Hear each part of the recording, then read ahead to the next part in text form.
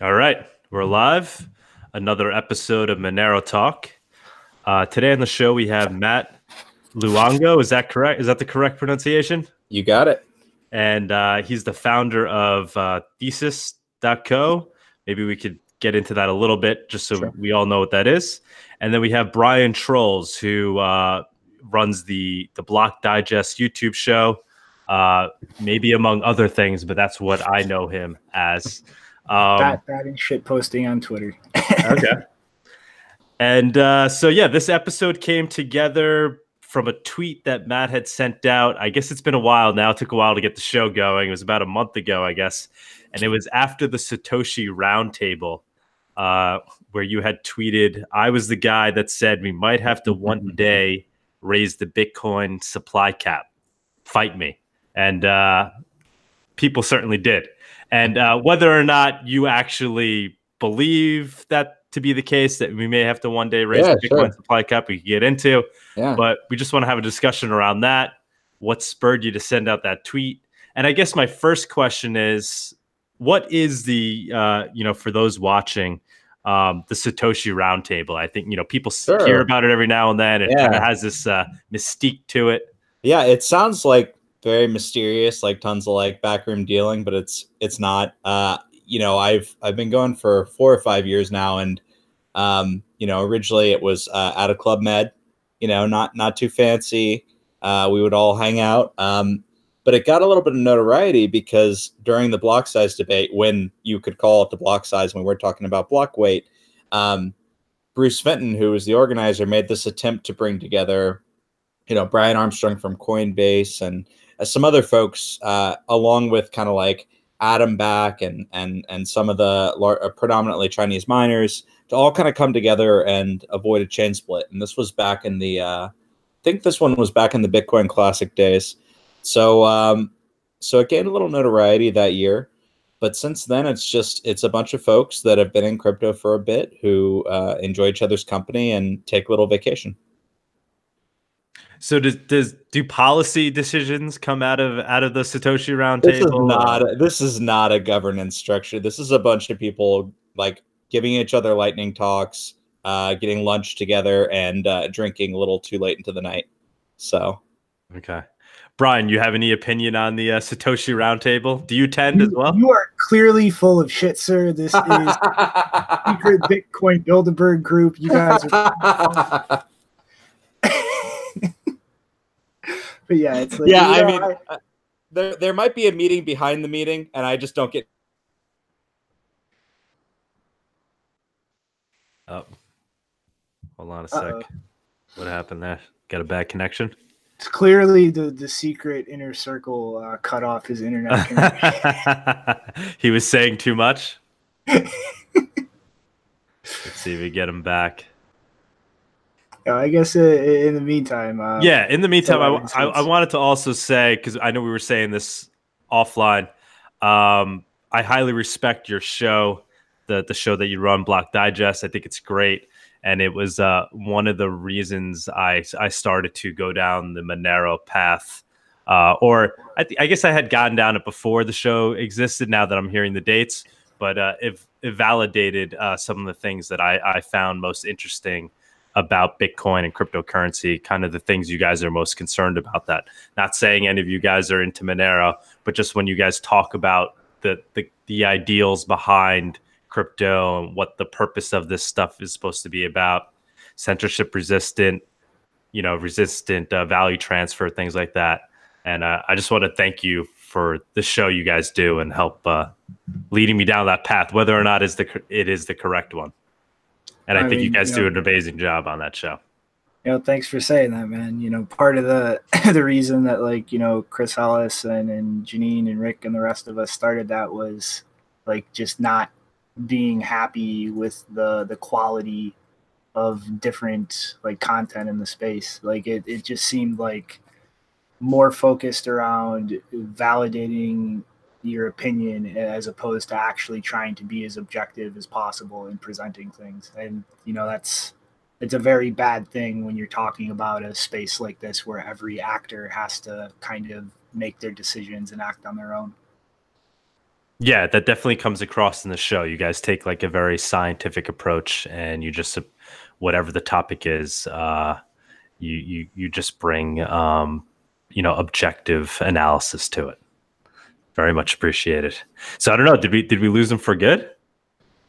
I hope not, but to keep killing some time though, it's just with the Satoshi Roundtable. I mean, it's like I personally think it's kind of silly the way people try to make that event out like that. Like I've known Bruce in this space for years. You know, it's not like we talk to each other all the time or real close or anything, but like I've interacted with him for a while, and like he's just trying to get people together to talk about things. And I mean, it's really any event where people are meeting in the real world, there's going to be people networking and talking and trying to coordinate on things. And I just think it's kind of silly to point out one event like this and try to paint it as the boogeyman. I mean, like look at the New York agreement. Like that had nothing to do with some kind of regular gathering. It was just these companies back channeled, coordinated, and tried to push this thing. Like that kind of stuff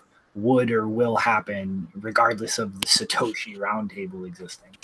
Right. At the end of the day, this is people working on a project together, and discussions need to be had. I don't know, guys. They just cut my internet. They clearly have a lot of power and reach. How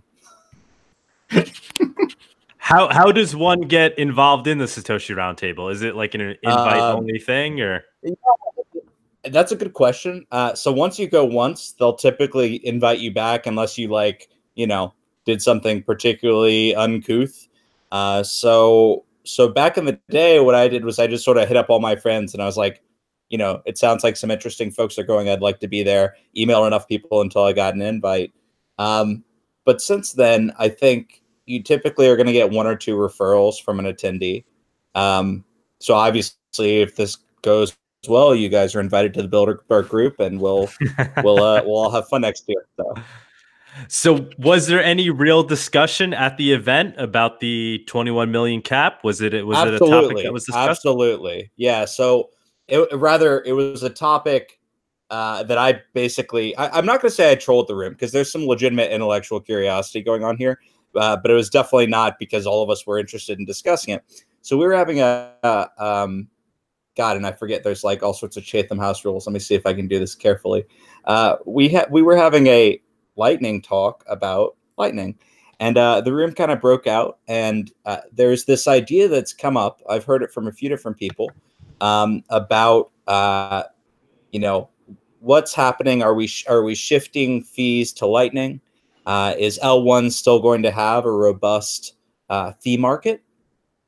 So there's just been sort of this no one wants to talk about it too much because it harkens back to like shitty Civil War days, and we don't want to talk about, was that the right decision, and is there going to be kind of fee pressure? So we were having this discussion, and the basic idea that came up was, what if all of this commerce moves to Lightning, and then suddenly the demand, now that everyone's kind of open channels for L1, goes down, and the actual L1 settlement demand goes down. What's the outcome? And so there are a couple things that came from that. First, like, that's pretty ludicrous. And so that's the first thing that I think that anyone who tunes in needs to hear, is like, this is a pretty unlikely situation where you're saying there's a ton of demand to open channels, but then suddenly everyone has a channel. No one ever needs to close a channel. And we've all just kind of graduated to Lightning as being all of Bitcoin, right? But there's a real thing behind it. And this is what I said, and I think it poked some people, which is however many halvenings from now, at some point, we're taking all of these fees and kind of the cost of security, and we're moving from the cost of security being on holders, which is what it is right now, right? So right now, most mining security is paid with issuance, which means that anyone who holds Bitcoin is being inflated and is having our currency devalued. And I know we don't like to say that because we're like, well, over the next 20 years after this, but the truth is right now there is still inflation. And you're taking that fee and you're moving it over to transactions. So there's a pretty big economic change. And the last time we discussed this was when we talked about block caps and shortly before SegWit. And it's still a concern: is will there be a long-term, robust transaction fee market that can totally replace the security we get now from mining? Wait, and just to be clear, you're saying you don't see there being an issue with the L2 second layer I transactions moving to, yeah. Personally, I doubt it. I can imagine all sorts of situations where this could come up, and this is the thing that got blown up. I think because our community is so sort of, it's gotten very tribal, right? That it's hard to have a discussion which is pretty straightforward. Straightforward is maybe the wrong word. It shouldn't trigger anyone to talk about this stuff. This is basic, engineering and economics of the system, but it's not going to matter for another 20 years. And so the fact that I think everyone jumped to this, it's people looking to be divisive. And I don't know what the game is. I don't know if it's folks who are trying to get a market response or what. My personal favorite, though, and I mean, obviously, I like to stick my finger places too, because I was like, you guys are all subtweeting me. I'm just gonna out myself. Let's do this. If we're gonna do it, let's do it in public. But the most interesting thing I thought I saw was this Bitcoin Cash proponent who said, like, look, guys, look what they're doing to Bitcoin. Look what this random, private, citizen who's built a couple companies on top of Bitcoin, but who's not a core developer, who's not involved in any sense of governance other than being a holder. Look at his thought. Obviously, Bitcoin is going to destroy all of your holdings, and you should move to Bitcoin Cash. So I thought that was a pretty interesting take, kind of on the Chinese forums. Do you guys mind if I jump in here real quick? Of course, please do. All right, so there's really two things out of that I want to respond to. Mm-hmm. And like the first one is the notion of layer one demand kind of shriveling up in response to things like Lightning. And I think that's, for two reasons, completely impossible inherently to happen. I mean, one is the liquidity constraints of how Lightning works is going to, by necessity, require constant activity, or eventually you won't be able to transact because things will just get fragmented and disconnected, and with no way to reorganize liquidity, that becomes an unreconcilable problem. And then two, there's a notion in economics called Jevons paradox, which was actually observed in the 1800s in England after the Watt steam engine was developed, which was a much more efficient use of coal in steam engines. And it actually resulted in a huge increase in the overall demand for coal when something was made to create a more efficient use for it. And so I think like that is kind of a consistently demonstrated economic pattern when you have the efficiency and consumption used. And I mean, as far as to move to the next one, the kind of the tragedy of the commons between holders and transactors in terms of security, I mean, that was an inherent, obvious aspect of the system from day one. And that exact dynamic is what kind of led to all of the block size wars and the eventual breaking off of Bitcoin Cash. But it's kind of, I think, a little different than you put it, in terms of it's also the demand between those two different groups is, as a holder, I find no utility in this system unless I can fully validate it. And a transactor is not going to find utility unless they can cost effectively transact on it. But those two are at polar odds. To try and make it more cost effective for a transactor on chain to use it, you weaken or increase the costs for me to validate as a holder and weaken my ability to interact with the system. And so there's really no way to reconcile those two things except layering out things on top. Like, those are inherently at odds. And if we do not move forward with a layered stack model, like with Lightning and other things, then those will fragment into two different things. And that's just inevitable without this reconciliation of protocol stacks. So I'm going to go back and go slowly, because I agree with a bunch of what you're saying. But I think there are a couple points that are worthwhile. So one, I'm sort of skeptical of point one. And forgive me if I just missed this day at Lightning School, because I could have. But in my work so far, I see there are plenty of opportunities to rebalance liquidity without falling back to L1. So, I personally, I don't think that argument is necessary. I do, though, agree. Like, I think that the vision of Lightning as a caching layer where larger value is still going to be moved to L1 makes a lot of sense. The security models obviously are very different. But your second point around transactors versus holders, that statement that these two are at polar opposites, that's only true if we take the state that we're in with Bitcoin now and we say, what can we do? So folks can make alts and find all sorts of ways. And I'm not sure that there's actually a real like a hard science dilemma between those two.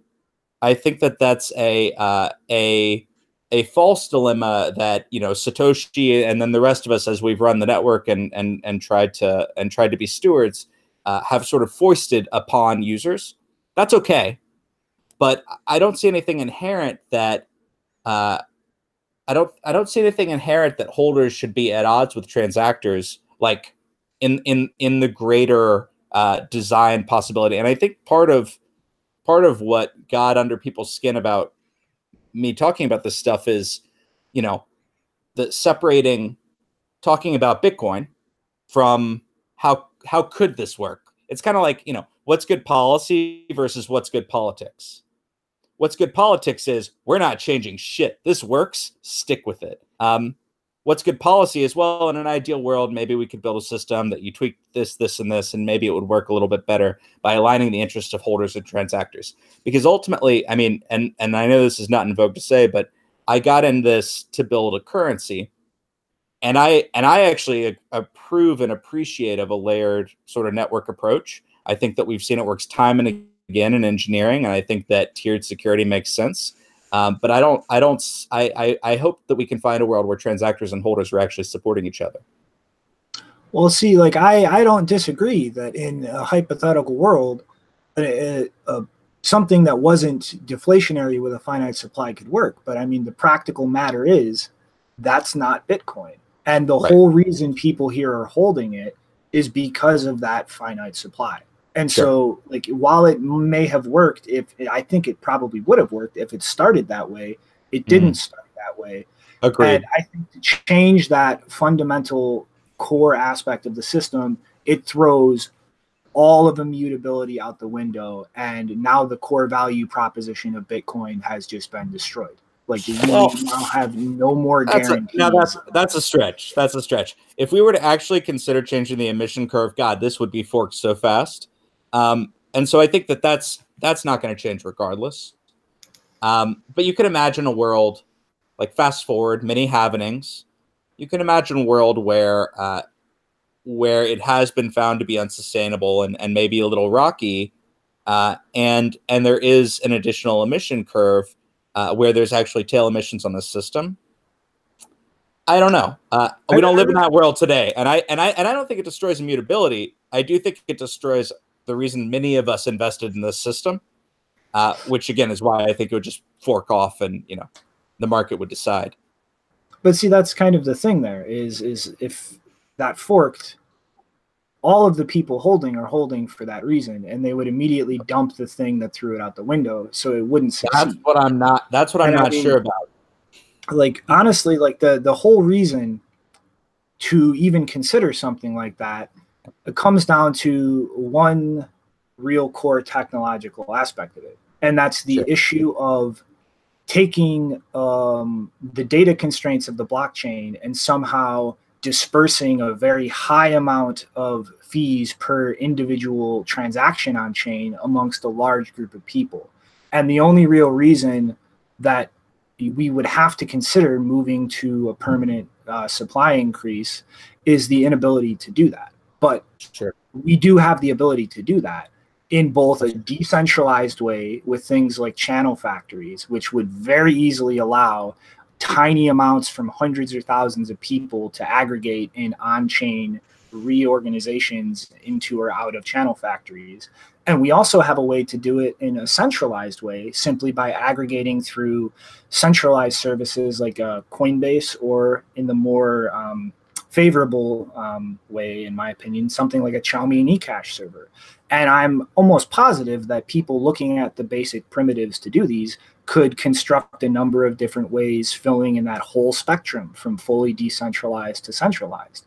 So I really don't think it's a viable argument to say that we would have to consider this because of the inability to do that. Like, we have the tools at both extremes right now to accomplish that, and more will fill in the middle ground of that spectrum.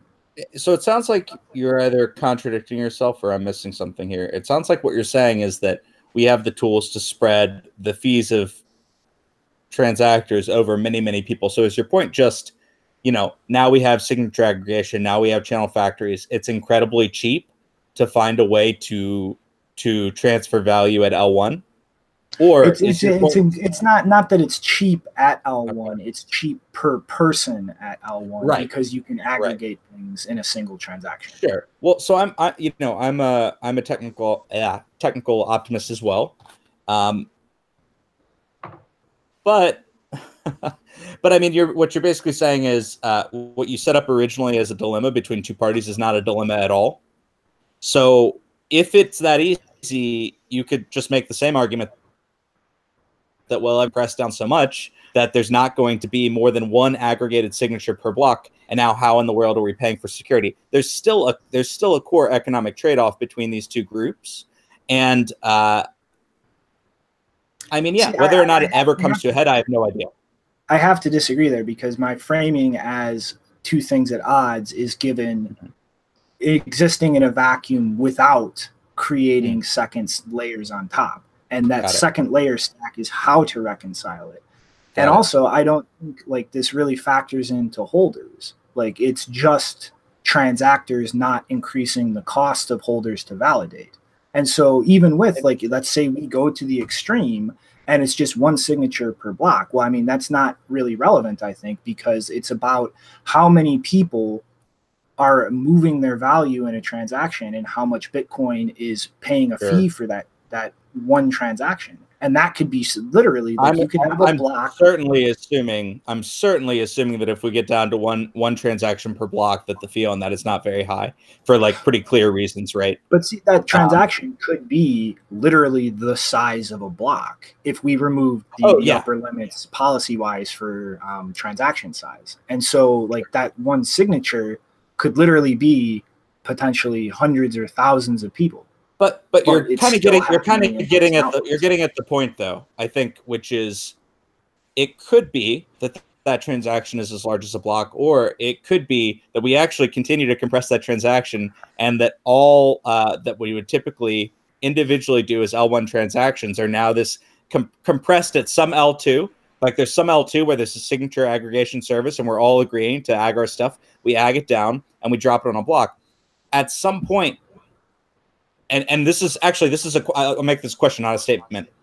Do you believe that a scenario where there's only one reasonably sized transaction per block, do you believe that is going to lower transaction fees? And if so, sub thought, is that going to eventually hurt the value of Bitcoin if you now have to wait 30, 50, 100 confirmations to get the requisite amount of work for your use case?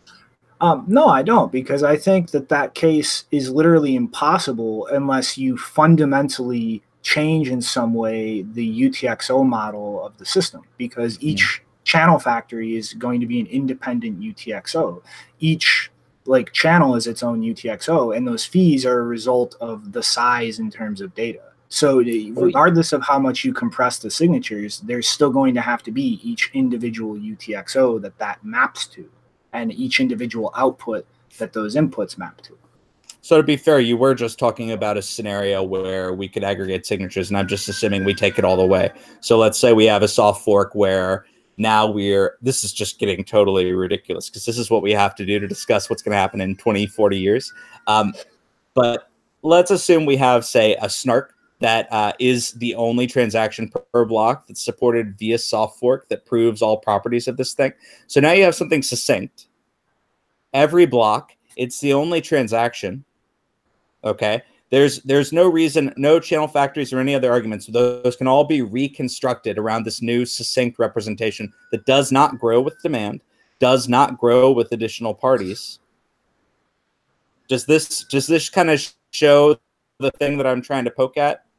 Yeah, but I mean, that can be trivially solved by adjusting the block size down, and even if it's not directly in terms of data size, restricting how many people can participate in one of these snarks. And I mean, if we're in this hypothetical situation, like, this is no longer just playing with economic things for the sake of playing with economic things. This is a engineering concern about the security of the network. And if we ever do get to that point, which I think is not a crazy thing to consider, I mean, that seems to be looming on the horizon, like where a lot of people are looking in terms of the architecture of the system evolving.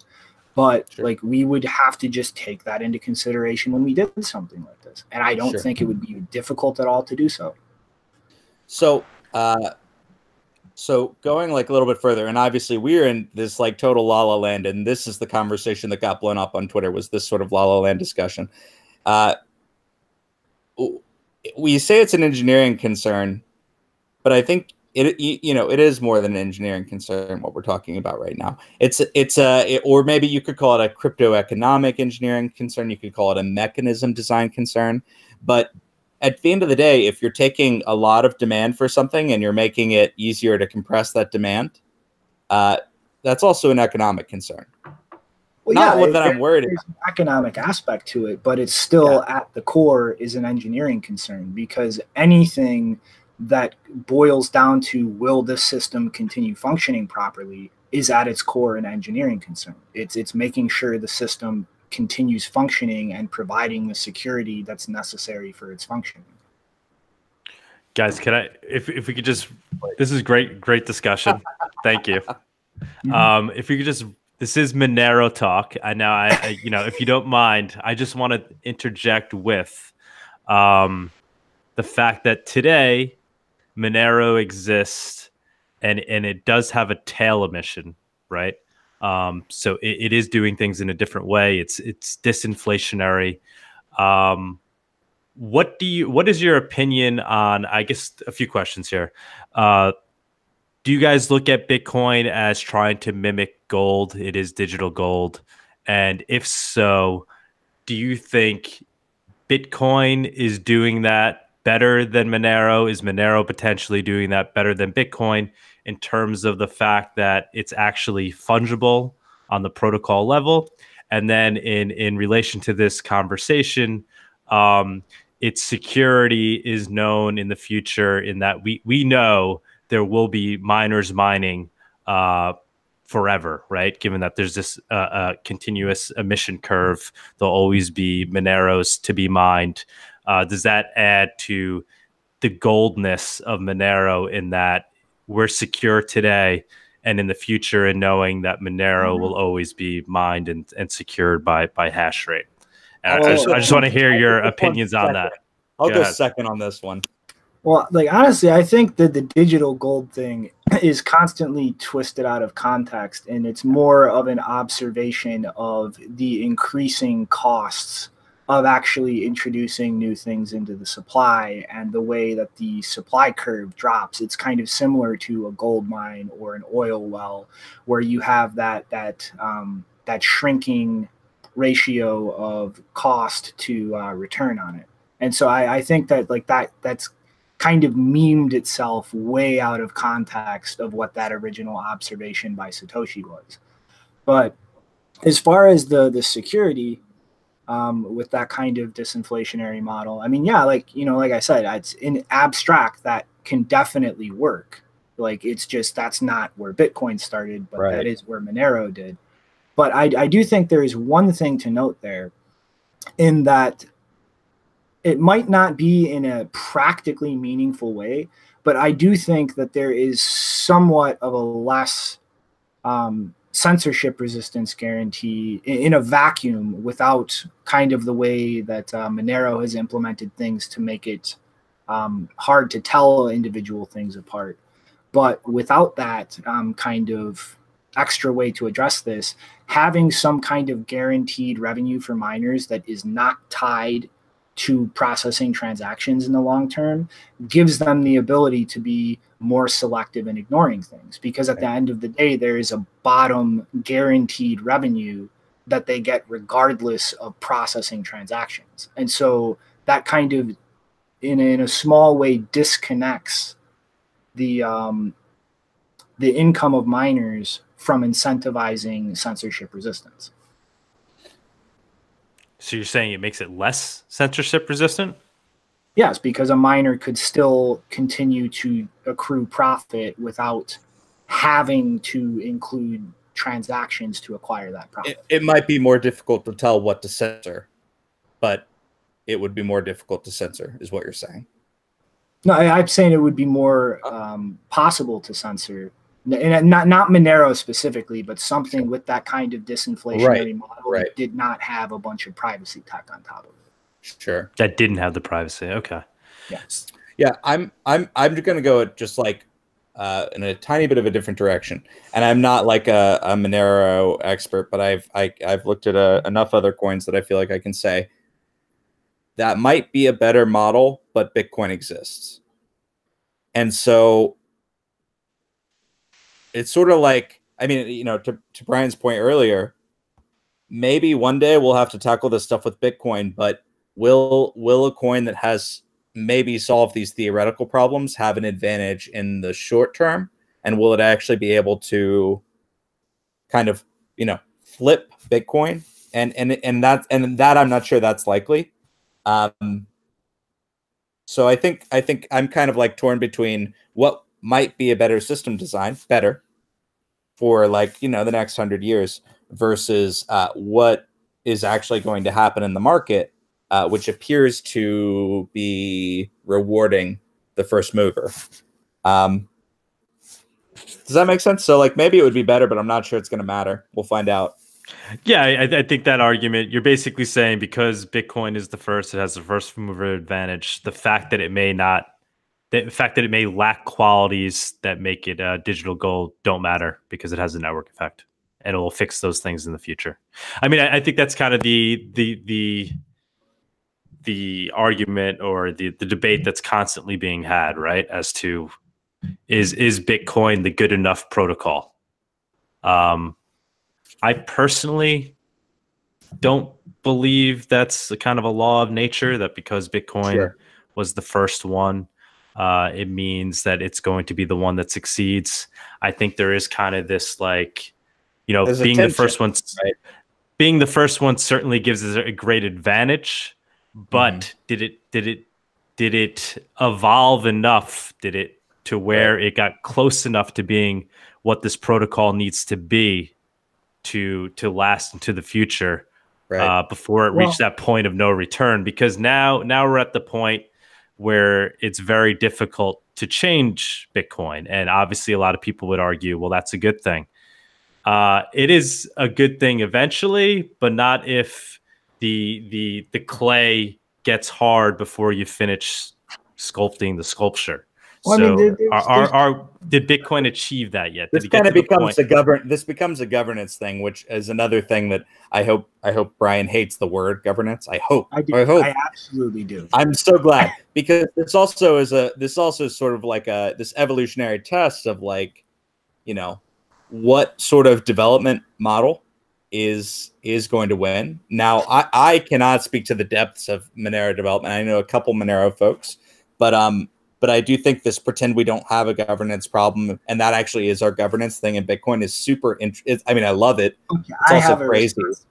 Before please do. Yeah. Don't have a stroke. Let me know what there is obviously a governance process. I mean, like, I hate the word in the context of, like, there is some formalized structure, but, like, it's very simple. Like, there is a mob of people who will all make their own choices, and there are people who propose things to that mob. Right. And the mob just does what the mob is going to do. And I mean, I think that literally applies to absolutely every decentralized system in this space. It's some don't acknowledge. It's voice or exit, right? Like this is the core thing that all of crypto is built on is you can speak or you can exit. You can try to change things or you can fork off.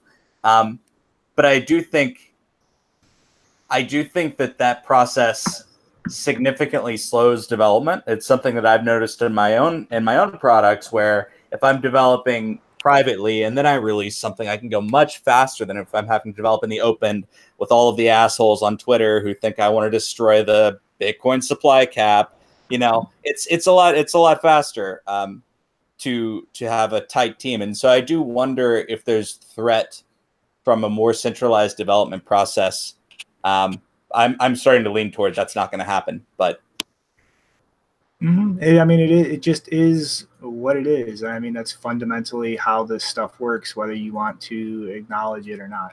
But I mean, you know, real quick to kind of circle back to the issue of what Douglas was talking about with the kind of adaptability and stagnating too early. I think that really, like Bitcoin's core layer, it's obviously starting to ossify, but given that there are enough primitives on that layer to work on second layers above, I think a lot of that lost agility on layer one can be made up for on second layers. But, you know, mostly I kind of want to call back to an observation by Hal Finney, like right after Bitcoin was created. And that's if something could ever be created from scratch that would unseat and replace Bitcoin, like not simply modify or change Bitcoin with its pre-existing UTXO set, you've pretty much just destroyed this entire space, because you've thrown the entire like guarantee and confidence in digital scarcity out the window. Because when is this going to happen the next time? When is some new token with a whole new ownership distribution going to just pop out of nowhere? And that's happened. This one, it hasn't unseated this one, but we've seen that. And I think the answer is chains never die. Well, again, for anyone watching this, I love Bitcoin. Chains never die, though. So even if it happened, you know, what does that mean? Well, it obviously means that Ethereum is one. No, like, you know, other chains can certainly grow without totally demolishing Bitcoin. And you know, all respect to Hal, but that's shown to not be the case. But nothing is ever unseated Bitcoin, and that's the point. And also, real quick twerp is a remark is there are definitely dead blockchains. I will try to get you the website later, but there's actually a whole website that categorizes and logs blockchains that have totally died and stopped progressing. So what I'm hearing from you is that over the weekend, I need to spin up all these chains again. And I'll get back to you. Just send me the site and I'll see what I can do. Yeah, I mean, what I really struggle with Bitcoin is this, you know, what you guys are getting to right here, which is the answer to everything in Bitcoin land can be, well, it was the first one, it has the network effect, and if Bitcoin fails, they all fail. And not that, you know, maybe that is true. Maybe that is true. It might not be. But it hasn't, you know, that's it's hard to disprove until it happens. Yeah, right. The fact is, other coins do exist. You know, coins may die, but yeah, it is difficult for them to die. Other ones exist, and they actually are providing real world value. If you very few of them are though. Well, very few. But Monero, I think, is certainly one of those. I mean, if you wanted to make, you know, a private transaction today, you should. I would recommend using Monero versus Bitcoin. Maybe there's certainly there certainly might be ways to do it with Bitcoin, but Monero does it. And not a good idea. Not a good idea today. And then the you know, this whole digital gold thing, I think it is interesting to look at it in those terms. And I just don't know why sometimes the line is drawn at saying, well, there are certain things that Bitcoin needs to have on its protocol level, but there's certain things it doesn't need to have.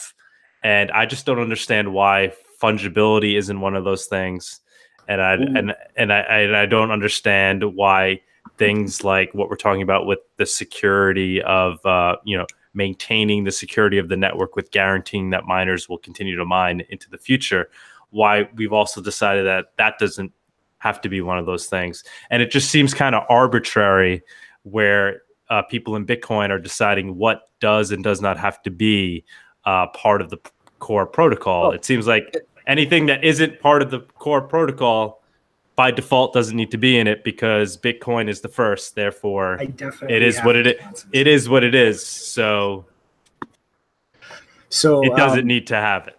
The fungibility thing, see, that I completely disagree with. Bitcoin absolutely is fungible. When you spend a transaction, you destroy outputs and create new ones. And the only reason that people can claim it's not fungible is literally just making wild assumptions.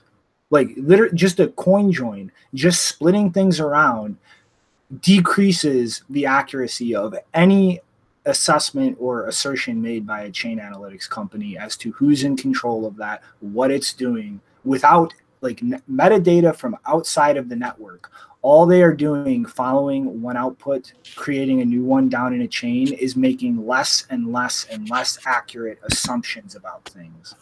And all you need to do is just undermine some of those assumptions, and you've pretty much just thrown their accuracy down the well. Like pay-to-point coin join alone is literally things where a chain analytics company gets to something and they just stop. They can't put anything together anymore. They have no idea how to proceed.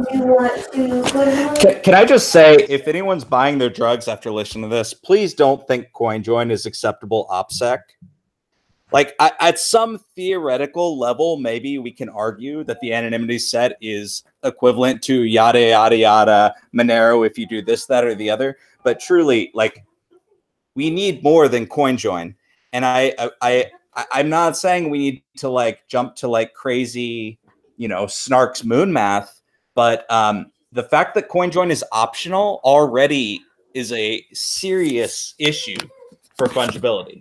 And pretending otherwise, I mean, we can be maximalists without saying that Bitcoin is perfect. That is not that's not an alternative to a proper privacy coin today. But I'm hearing the same argument now, though, from Brian, which is the same argument he made with, talking about security and whether or not we want to have a coin where you continue to mine forever, which is if Bitcoin could be reinvented today, would we want it to potentially be, inflationary? Sure, why not? Because now we know there is no risk in the future as to whether or not miners will have an incentive to mine. The same question is applied to the fungibility. If we could reinvent Bitcoin today, would we want fungibility built into the protocol layer? And now I know you said Bitcoin already is fungible, but would you want it to be fungible in a different way where coins can't be blacklisted? I get there's mixing can be done, but if you could reinvent Bitcoin today, would you want it to be? Would you want that mixing built into the protocol? If you're referring to confidential transactions, absolutely not, because there is a trade-off there that most people pushing for that do not recognize. You are either perfectly binding, in which case the privacy can be broken in the future. Everything is there. All you're getting is temporary privacy, temporary assumptions of security that will be broken with the whole record there to be analyzed in the future. So let's say I'm wrong about chain analytics and they're 100% accurate all the time, which they're not. Well, that privacy vanishes in the future, or they're perfectly hiding, and you can now inflate the coin supply eventually out of thin air. And that's a binary thing. You pick one or the other. You are going to have to take one of those risks. There is no way around it. And what was the other point I was going to make? With ring signatures, and like what Monero does, like that's not scalable. Like you guys have to track every single transaction output in the entire history. You can never throw any of them out. So now your equivalent of a UTXO set is guaranteed forever to perpetually grow in proportion to what's processed on the blockchain. That is not scalable. That is rough, but I think if we can say Bitcoin can get better, I think we can probably agree Monero can get better too. I mean, I think there's a different argument to make that's probably going to tickle your fancy anyway, Brian, which is just from an engineering perspective, the smallest possible thing you can put in L1 is going to make L2 stronger and is going to give us a more robust overall system. So that's what I think a lot of folks who are behind sort of Bitcoin, it's not, look, there's probably more that we would slice away if we redesign Bitcoin from scratch.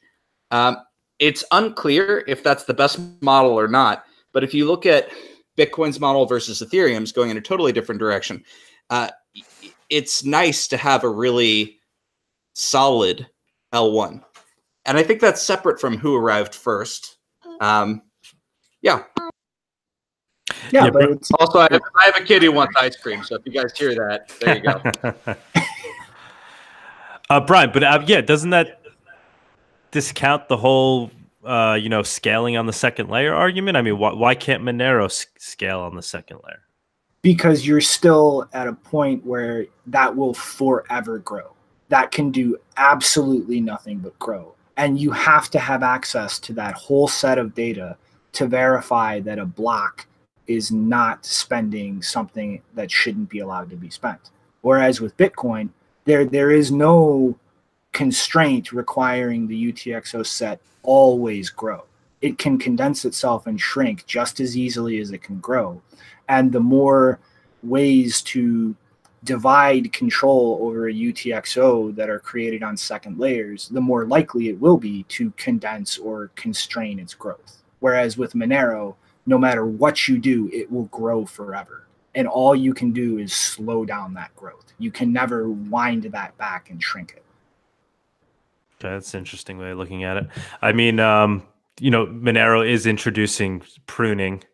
And, there's been developments, in the code itself that have made it more efficiently recently. But I guess you're saying those are just kind of temporary measures, but they're not going to wind back. I'm not really that familiar with Monero on a deep level, but from my understanding of its architecture, that would be a stopgap. You would either have to remove guaranteed known spent outputs, which is going to be reducing the anonymity set, or you would have to completely re-architect the system in a way where it does not depend on the current privacy model. You would need a whole new way of obscuring what's actually being spent. Okay. I mean, you could certainly imagine some sort of way to make a zero knowledge argument from the current, basically, coin holder set to a new privacy mechanism. I don't disagree that ring signatures are not going to be the thing long term, but I mean, again, if we can, the same argument, if we can say, well, we can change things and soft forks and L2, I think it's probably fair to say Monero can grow too. Yes. But it would require a complete re-architecture. Absolutely, yes. Will not scale. Yeah, I mean, Monero is certainly looking into running Lightning Network as a layer 2 solution, but that's out there.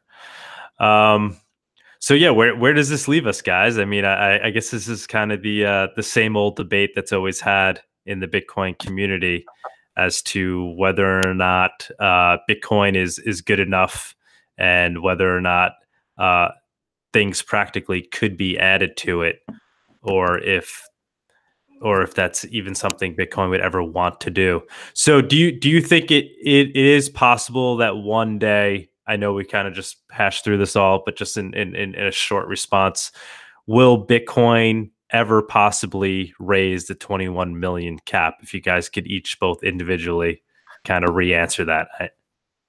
Is it ever possible? Will that ever possibly happen? What would have to happen for that to happen? I do not think that would ever happen. I think that if that were successfully done, then Bitcoin is a failure. Then its guarantee of some bedrock of immutability of its nature and its rules just are gone. It's dead. And Matt, do you think it's ever possible? I think that is a crisis level situation. But if you just look at, if you look at the response that I got just from being like, hey guys, I talked about this. I think one thing that Bitcoin has on its side is just this vociferous user base that thinks that they need to defend Bitcoin. And that's, that's pretty strong. So I'm not going to say this would destroy Bitcoin. I can imagine a future crisis where we as a community did have to come together. But I also think that's only going to happen if there's a crisis, and otherwise, no, there's no way this is going to change. Okay. What do you guys think? Anything else to be discussed? I just want to say that there is no such thing as the Bitcoin community. There are just people who own it. Dude, I'm telling you, we all meet up once a year, all of us, to make decisions. Look, yeah, I think that, in 2013, I can attest to it certainly felt like there was a community. But every year we grow and get bigger and get weirder and the tent grows. Yeah, and call it what you want. But at some point, there will be enough people to make or block a hard fork level decision in a crisis. And that's all I'm really trying to say. I'm not trying to say we're all going to be friends and have a talk. I just hate that word because of the connotation it creates, that there is some homogenous community that is brought together by something besides just ownership of something. There are a number of fragmented communities, and there is all community tent that we're all under. I'll agree to disagree. You're wrong, sir. Thank you, guys. I appreciate both of you taking the time and your honest opinions on the subject. And being able to have this discussion like grown-ups. Yeah, thank you so much. This was way too high level of discourse. I'm very surprised by you guys. So maybe next time we'll get a little nastier. We try to keep it civil over here on Monero Talk. For an ending, if you want. Oh, I do want to thank Rotten to the Core. He's at Rotten Wheel on Twitter. He was the one that helped me put this together. So thank you, Rotten Wheel, for making this show possible. Oh, and I also want to say the Magical Crypto Friends Conference. We're going to be a media partner for the conference that's coming up in New York City. It's right before Consensus. So I do want to throw that out there. Do you guys attend Consensus in New York City? Okay. Any interest in attending Magical Crypto Friends Conference? Do you guys have any thoughts on that? I've been playing with the idea, but I'm trying to think how to maintain my anonymity in that context. Okay. Yeah, I've already outed myself publicly, but I do think we're going to send at least a couple people to Magical Crypto. It's a good group of people, and the speakers are great, and it's nice to just not go to Consensus. So yeah, it's really great that this is growing out of that, kind of bringing it back to the basics. I think just focusing on the technology. But dude, where am I going to show my ICO pitch? I need people to buy it. You can email me. Just hit me up. I've got a syndicate. I don't know. Anyway, thank you so much for having us, and yeah, this was great, guys. Appreciate it. Thank you, gentlemen. Thanks again, Douglas. All right, have a good one. Thank you. Adios.